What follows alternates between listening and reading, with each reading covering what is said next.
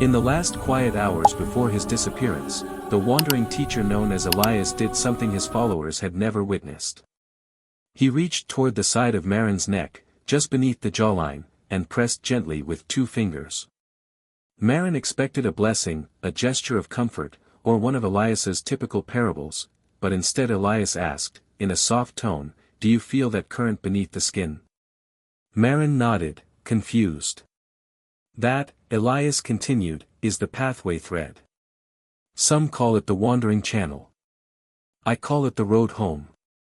The others gathered around them, 6 devoted seekers who had followed Elias from city to city, from starless nights to luminous mornings, were baffled. They had grown up with familiar teachings: sit in silence, steady the breath, fast during sacred cycles, meditate on symbols and hymns. But Elias wasn't pointing them back toward rituals. He was directing them into their own bodies, toward a physical strand that he claimed was more than nerves, more than tissue, an ancient bridge between flesh and origin. He looked at them with an expression that was both tender and urgent. "The Maker placed within you a single thread that links breath, heartbeat, awareness. When you know how to awaken it, you create an opening no force in this world can close." The group exchanged uneasy glances. They had heard Elias speak of inner realms, of the deep self, of the spark each person carries. But now he spoke of an anatomical key, a biological access point that could open a spiritual doorway. None of them had ever imagined such a thing. Elias continued, "There are powers, archons of distraction and fear, that work endlessly to keep this thread dormant. Because if it awakens, they lose all hold on you. And the moment it rises, the doorway to your true home widens." He paused as if listening to something beyond the room, beyond the moment. The lantern light flickered across his face. "Centuries from now, people will forget they even have this thread. They'll live clenched in fear, rushing through days that drain them, swallowing poisons they mistake for nourishment, breathing as though chased. They'll call this normal." He closed his eyes. "And they will not realize that their own bodies are holding the gateway they seek." The followers leaned closer, the silence thickening. Elias whispered, "But those with the monad spark, the ones who remember before remembering, they will feel the pull. They always do. They feel it in the moments they pause, breathe deeply, or hum without knowing why. They feel it when the chest softens for a heartbeat, when the world quiets for a breath, when the body trembles with a peace they can't explain." He opened his eyes again. "If you're hearing this, you're one of them." The statement dropped into the room like a stone into still water. Elias continued, "You've already touched the pathway thread. You just didn't have a name for it. When you take a deep inhalation and everything settles for a moment, that's the thread stirring. When you place a hand over your chest during hardship, that's your instinct guiding you. When you chant, hum, sing alone, feel warmth in the throat, that's the thread activating. When water touches your face and a strange calm follows, that too is the thread." Marin felt a chill run through him. Suddenly, so many forgotten sensations in his life, small, strange moments of calm, felt connected. Elias smiled knowingly. "This thread is why chosen ones are drawn naturally to breath work, silence, cold, song, chanting. You are not seeking peace. You are seeking connection. The thread is calling you back." He lifted a candle and held it between them. "Look at the flame. Notice how it steadies when the air is calm. Your thread is the same. When the breath lengthens, when the voice vibrates gently, when the heart softens, the flame rises straight. And when that flame rises, awareness does too." His teachings that evening flowed like water, quiet, patient, yet carrying an unmistakable power. He spoke of the pathway thread as both physical and transcendent. In the language of medicine, it was merely a long, wandering nerve, but in Elias's teaching, it was the bridge between the embodied self and the origin self, the strand upon which consciousness traveled when it expanded beyond the limits of flesh. He described how this thread wove through the throat, past the heart, down into the depths of the body. How it listened. How it responded. How it awakened. When this thread is active, Elias said, your breath deepens, your heart softens, your mind lifts like mist from water. You begin to witness your life rather than drown in it. You rise from the dreaming self into the knowing self. But then his voice grew stern, still gentle, but carrying a warning. Those who rule through fear understand all this. They cultivate chaos because chaos keeps your thread silent. They build a world where urgency is worshipped, where calm is mocked, where rest is guilt, and where stillness is called laziness. They keep you scrolling, watching, reacting. They keep your breath shallow, your shoulders tense, your heart guarded. They cannot sever the thread, but they can keep you from touching it. The group sat motionless. Elias wasn't condemning governments or armies. He spoke of something deeper, forces of confusion, of heaviness, of illusion, what he called Archons. Powers that feed on disconnection. But you, Elias continued, pointing gently at Marin, then at the others, have felt the thread trying to rise your entire life. When you felt something was wrong with the pace of the world, when you sensed that endless noise was unnatural, when you longed for silence without knowing why, that was your spark pushing against the cage. He stepped back, folding his hands. This thread is not mystical. It is not imaginary. It is living within you, waiting. And tonight, you will learn how to awaken it deliberately, how to breathe in a way that softens it, how to vibrate the throat in a way that lights it, how to feel the heartbeat in a way that opens it. He took a long breath, the room holding its air with him. You are not bodies seeking heaven. You are heaven seeking to remember itself through a body. The group remained silent, overwhelmed, but Elias simply smiled, the kind of smile that held both the sorrow of the world and the joy of truth. Marin spoke first, voice trembling. Master, when the thread awakens, what happens? Elias stepped forward and placed 2 fingers lightly on Marin's chest, over his heart. You feel yourself from the inside. Not the thoughts, not the fears, not the masks. You. The witness. The one. The monad knowing itself through breath and heartbeat. Then, with a softness that felt like a blessing, he said, when the thread is open, you remember home. Outside, the wind brushed gently against the door. Inside, 7 seekers felt something ancient stir deep within their bodies, something quiet, something warm, something they had touched unknowingly 1,000 times. For the first time, they understood its name. And for the first time, they were ready to awaken it on purpose. The next morning arrived quietly, as if the world itself were holding its breath for what Elias would reveal next. The small room where the 7 seekers rested was still dim, painted with the silvery blue of dawn. Marin awoke before the others, feeling a strange heaviness in his chest, not painful, just dense, as if something long buried had begun to lift. The words from the night before echoed through him, the thread rises when you rise.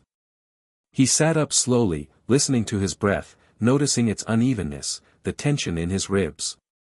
He realized how rarely he had breathed fully, how he had always inhaled as though someone might snatch the air away. Elias's voice returned again, you've been living in a world that teaches you to starve your own soul. As the others stirred awake, Elias was already seated near the window, watching the horizon as if reading something written upon it.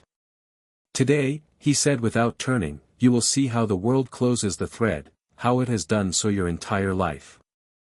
The seekers formed a circle around him. No one spoke. Elias's presence drew silence from them naturally, like a still pond drawing down wind. He began with the simplest thing, the morning alarm. Most people, he said, awake not to life but to a command. A sudden jolt. A sound that tells the body to prepare for fear. That is the first strike against the thread each day. Marin thought of his own mornings, waking to that sharp ringing that felt more like punishment than a new beginning. Then Elias spoke of the next step, reaching for a device, a screen, the small shining rectangles that illuminated faces long before the sun did. Those screens stir craving, anticipation, worry. They shift your breath, tighten your throat. That is the second strike. He spoke of food, processed, rushed, made to survive for months yet offering no real life to those who consumed it. Inflammation, Elias said softly, is the silent net that binds the thread, keeping it from rising. He spoke of the ceaseless urgency of workplaces, of tasks stacked upon tasks, of feeling perpetually behind. Urgency, he explained, is the Archon's favorite tool. When your mind is trapped in not enough, your thread curls inward like a frightened creature. He spoke of people who lived in constant noise, news, arguments, comment streams, entertainment designed to numb rather than nourish.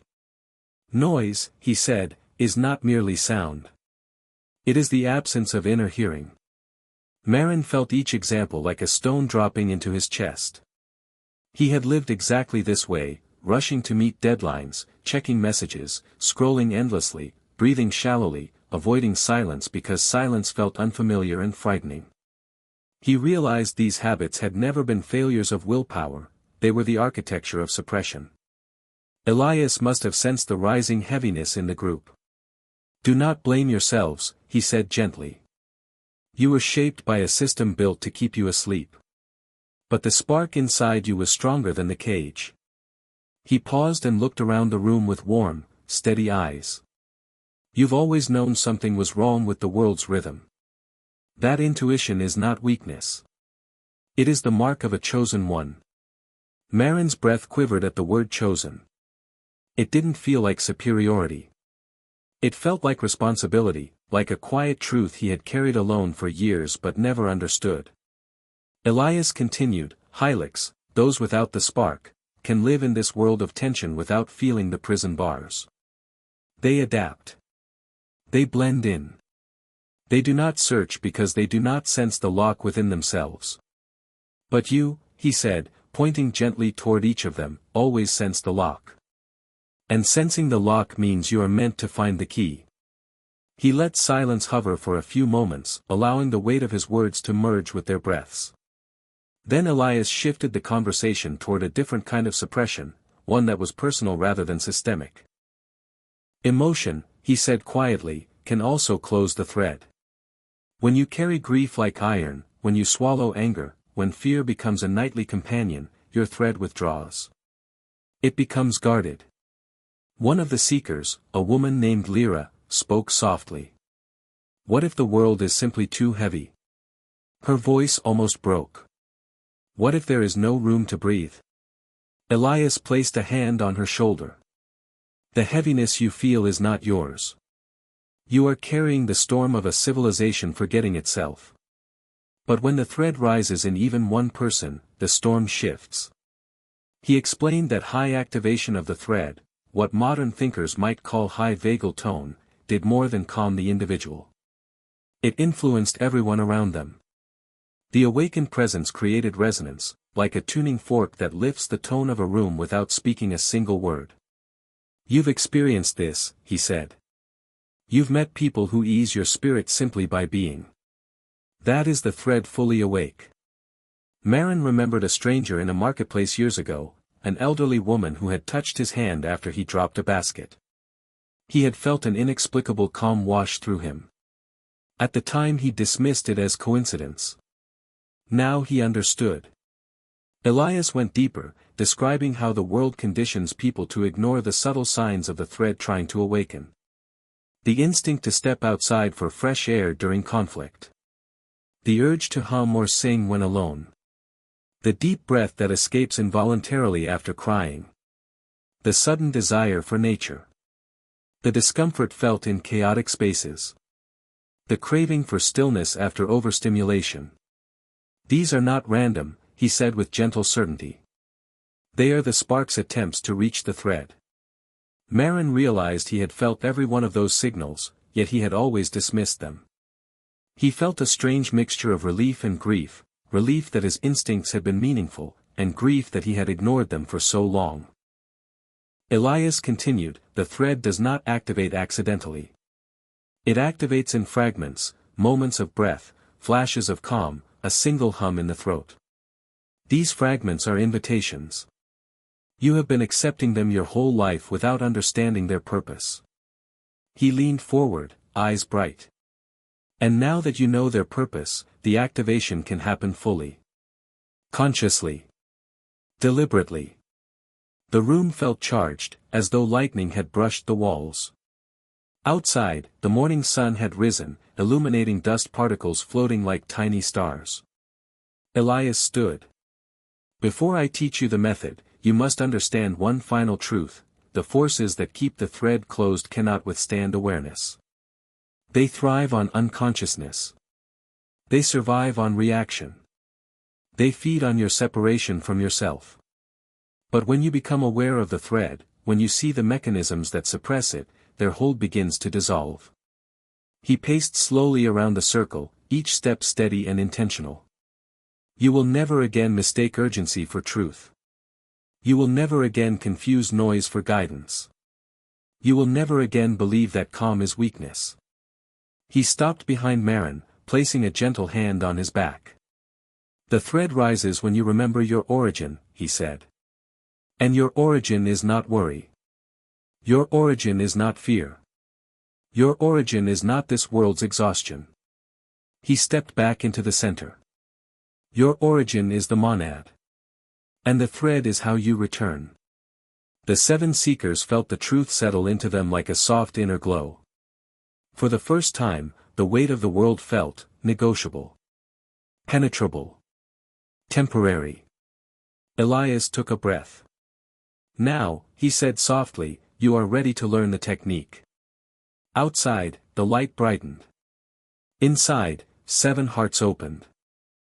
Elias waited until the room was completely still, until each of the 7 seekers settled into a quiet that felt almost ceremonial.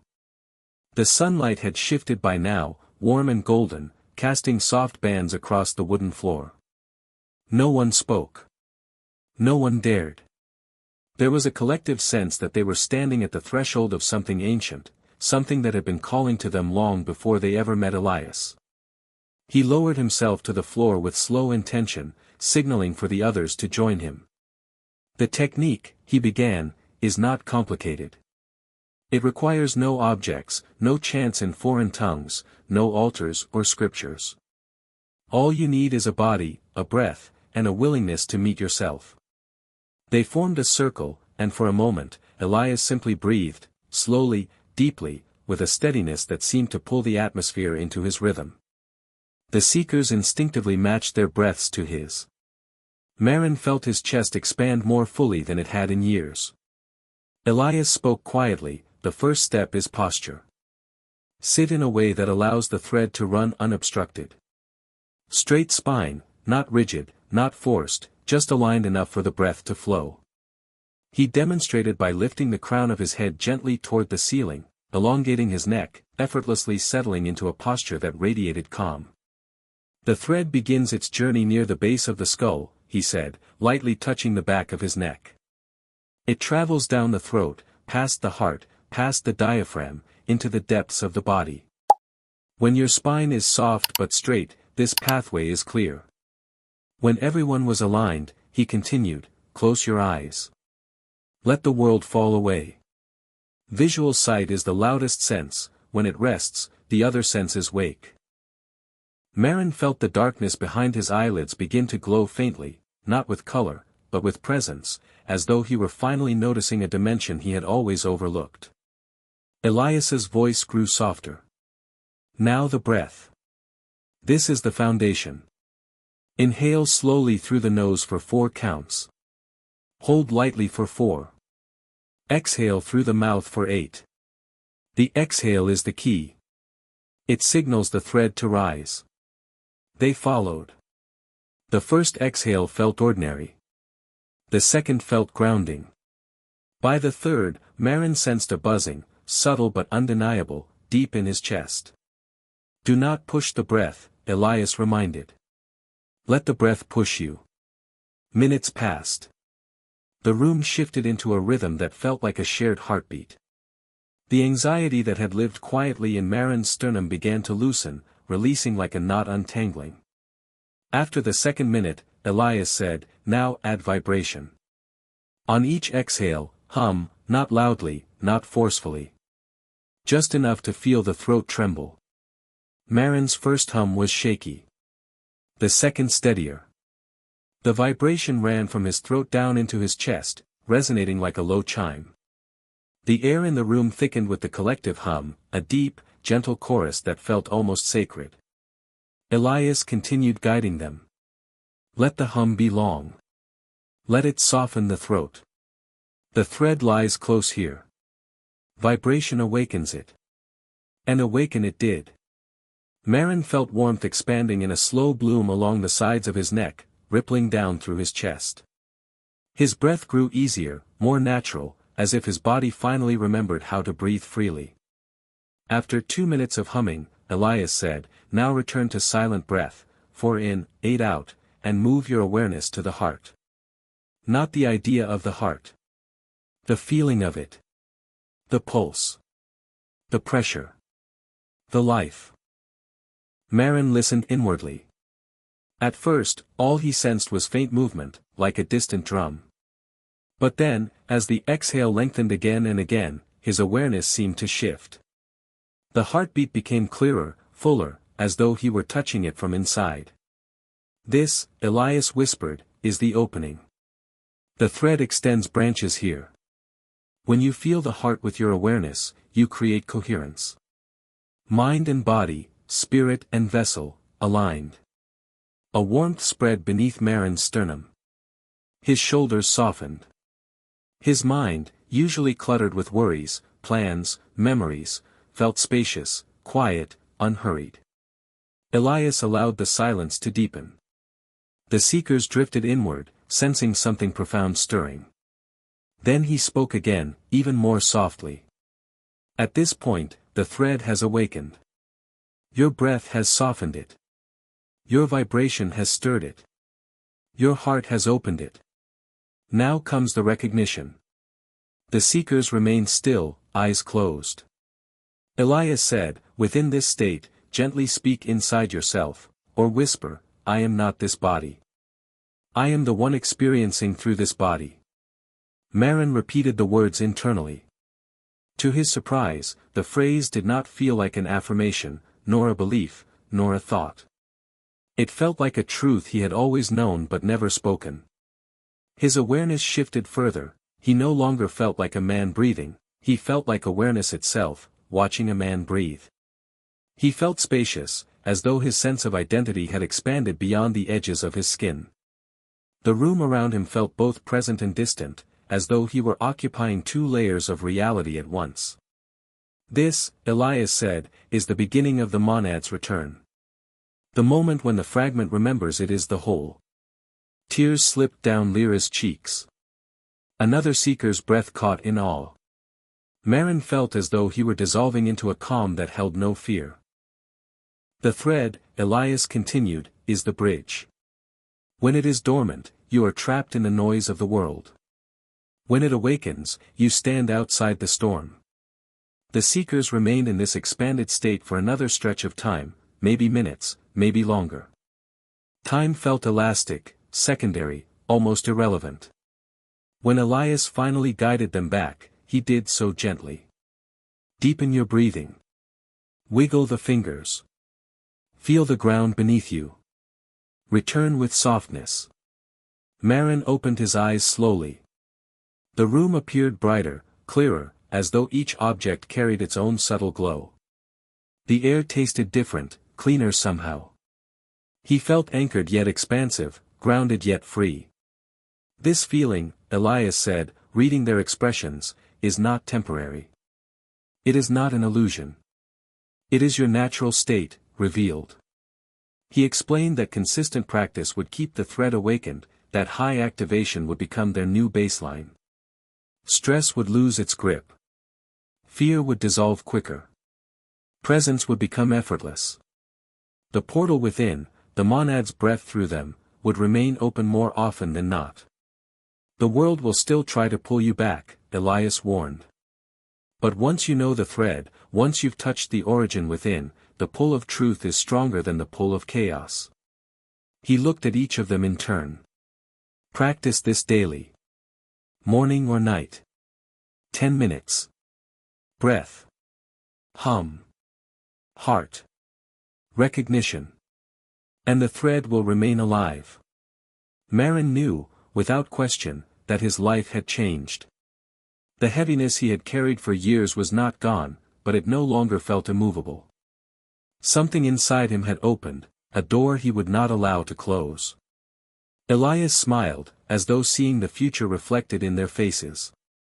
"You are no longer seekers," he said softly. "You are rememberers." The room filled with quiet warmth, the sunlight now bright and full. "And now," Elias finished, "your real journey begins. As our journey together reaches its final breath in this story, I want you to take a moment and notice what's happening inside you right now. Not the thoughts racing through the mind, not the noise of the world returning as the video nears its end, but the quieter layer beneath all of that. The layer that feels spacious. Softer. More awake than it was when you first clicked on this video. That feeling isn't coming from me. It isn't coming from the story. It's coming from you, from the thread within you that has been waiting, patiently, for its moment to rise.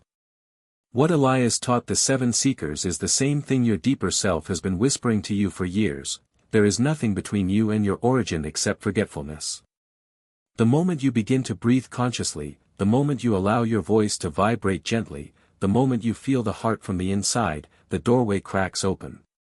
And whether you call it the monad, the one, the source, or simply home, it recognizes you instantly. Carry that recognition with you tonight. Let the practice become something simple and familiar. Don't turn it into a task, let it become a returning. You'll be surprised how quickly the thread remembers its own path when given just a little space. If this story helped you, I invite you to support the channel in 3 small but meaningful ways. Subscribe so you don't miss the next chapter in this journey. We go deeper every week. Like the video if the message resonated with your spirit, it helps other seekers find their way here. Share this with someone whose inner thread has been calling for awakening, they'll feel the difference too.